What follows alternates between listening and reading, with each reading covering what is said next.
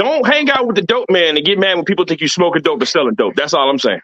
No, there we go. You running with the dope man, baby. You running with the dope man, all right? Great name. Is that the only reason? What? And I'm gonna tell you why. I'm gonna tell you why. Come on, some scientific. Hold on, Marty. Hold on. And I'm gonna tell you why. I'm gonna close it out. Marty, please. Let me set it up the right way. We got new audience that's just coming in. Marty, please, I can I told say y'all something? before. Ben, hold up, Ben, time out.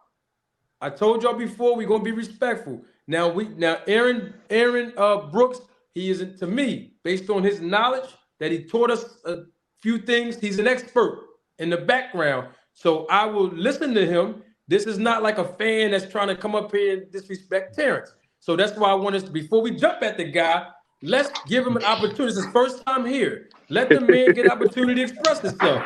Now, go on, Aaron. Come on, Aaron. What I say, for academic truth, it is possible that he could have just been doing blood draws, right?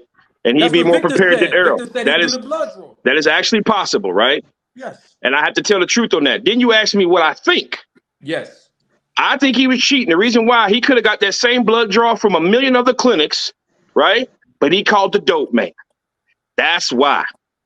He could have went to, there's a franchise called Forever Young, all these other franchises all across America. He could have went to and got that same treatment of a blood. They could have measured his blood at the end of practice, and he got an IV bag of something we could have seen, right? He ain't published nothing that he used. He won't publish nothing that he used. And you went to someone who went to prison for doing illegal concocted substances that can't be traced. Now, that's just me and my opinion. Now, if it wasn't Victor Conte and he just said, I'm just testing his blood, like, who was the Cuban coach that Cotto worked with for the Margarito fight? His name was Pedro. He did the same thing. He said Cotto has a problem with fatigue. They were in the 24th. You see him prick his ear. They take a blood sample. He does the same thing, but he was not known for cheating, right? So this is why I say this. It's true you can do that and not be cheating, but you did it with a known cheater. So I don't trust it. I can respect can I call time out real fast? Because it's just because of who he was with. I respect exactly. That's all it is. Okay. But the process. No, I got something to say to what Ryan Sim said. Wait. Hey, Bendo. One mic. I just want to call time out. I'm not even gonna talk long. Is that the real Ismael Barroso in the comments? The what? I don't know if people peep. Is that the real Ismael Barroso in the comments? Somebody in the comment named Ismael. It's Ismael Barroso that just knocked out O'Hara Davies in the first round. I know y'all saw that fight. Ismael Barroso is a boxer. Yeah, I just see that comment too. Yes, I know. Is that the real Ismael Barroso in the comments? The one that lost the Rolly? Yeah. What did he say? I gotta find his comments. Hold on. He says, "Where's the proof that Bud cheated?" Right now. Yeah, if that's him, I would love to have him hop on. I'll step off. Have him hop on. Nah, that ain't the real dude. That's actually my grandfather, so I know that ain't Ismael. I mean, I will say really there is no proof. Nah, I'm joking. No, I can respect what you said because you said you didn't. You believe because of who he went to. Exactly. That's why I get exactly. that. Exactly. Now, I have always had problems with Victor because of his image, but I don't believe Bud cheated. But I will say, just for you, Marty, he'll probably come back at some point. Victor Conte, he thinks I insulted him as well, so it'll come up. He had said something the last time we was on. He made a comment. He said I called him a liar or something. So if it ever comes up, I'll explain it to him because I don't know what he was talking about. But I think the thing about it is this: we got to call a spade and deal with the preacher's here now.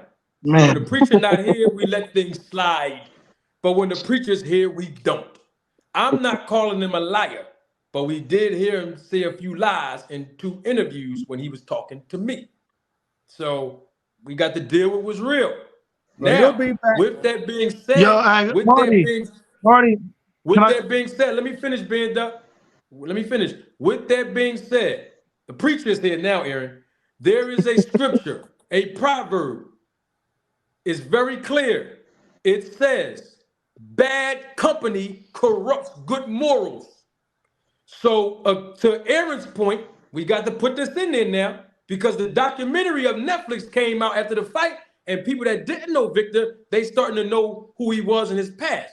So if you call the guy, irregardless if he changed his life, let's say he changed his life around like he said, changed life around, but when Terrence called him, he knew that 3 years prior, we all knew, 3 years prior to Crawford going over there, Willie Monroe tested positive for a banned substance. We know that to be a fact. Now, Victor came on there and clarified that he didn't know nothing about it. The guy wasn't near him. He did it when he walked in 7-Eleven and bought a libido pill or something like that. All I'm saying is we had the knowledge of this man's history. So if you call him, knowing his history, knowing that the testing is flawed, knowing that all the stuff he got going on, and people are starting to give you some pushback, I don't think it's equally fair to the people that's giving you pushback that you get an attitude. Now, here's the thing.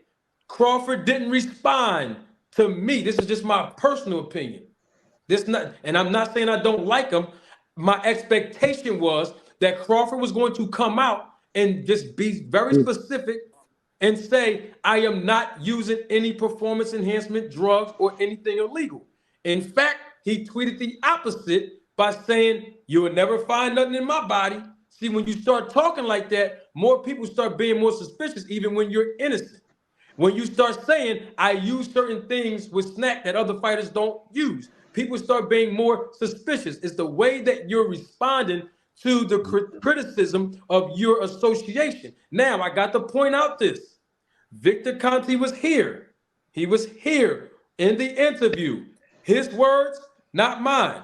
And if people don't believe me, I'll go get the iPad and roll the tape. He said when he is observing fights and he see a fighter that is being enhanced, and he said he can tell when a fighter is using EPO. He says when he see the benefits of it, especially later in the rounds, in a fight, when the fight is over, he looks at, this is him after making an observation, he looks at the individual or individuals that they're associated with, and then he draws his own conclusion. Did anyone on the panel hear him say that? Yeah, I heard him. Yeah. I can neither confirm nor deny that I heard that. Awesome. Awesome. But here's the thing. He did say that. Now, let's put it in proper context and include him in the illustration. If any other Snack fighters are basically fighting and people making a certain observation, and like then Boots. they look after the fight at who the fighters associate, which is him, then nobody can get mad because he used that principle on other people. You see what I'm saying? So what's good for the goose is good for the gander.